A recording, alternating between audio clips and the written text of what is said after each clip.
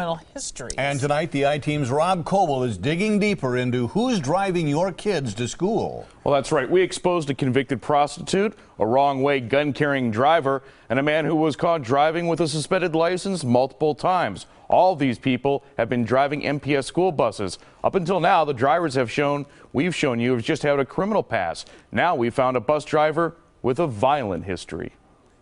It's 26 pages long, has more than 1,000 names on it. It's the master list of every MPS school bus driver hired by the district. It's a list that is so guarded by the district, only one person has it. I physically have a list. When did you get that? Got the beginning of the year. That's Mike Terza. He's in charge of getting MPS students to and from school safely.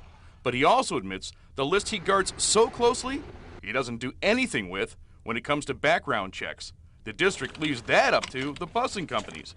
And the I-Team found convicted criminals on the list of men and women who drive your kids. If it's 1 out of 1,200 drivers, that's one thing. But the I-Team's uncovered more than one bus driver with a criminal record. One MPS parent says the district needs to wake up. If the school district has rules, then they should definitely be following them, and they should be doing background checks themselves, not relying on news stations to keep them in line. And now, our investigation uncovered another driver with a shady past. Driver Trina Kingsby. I don't know the name.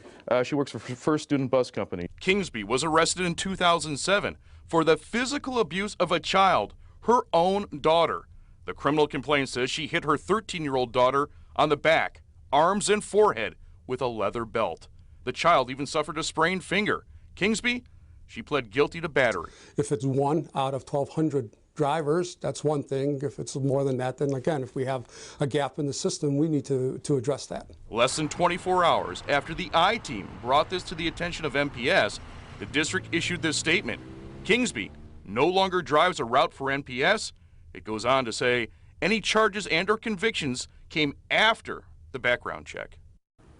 Now remember, MPS says it's up to the bus companies to randomly check their drivers' records, but we're staying on top of this and holding MPS accountable. It's also their job to keep those kids safe. And it's your taxpayer money that's paying these drivers. And it sounds like your reporting is sort of pressuring them to check and maybe double check what they've done in the past. We hope so, absolutely. It's a good thing. Okay, Rob, thank you very much. Well, we have new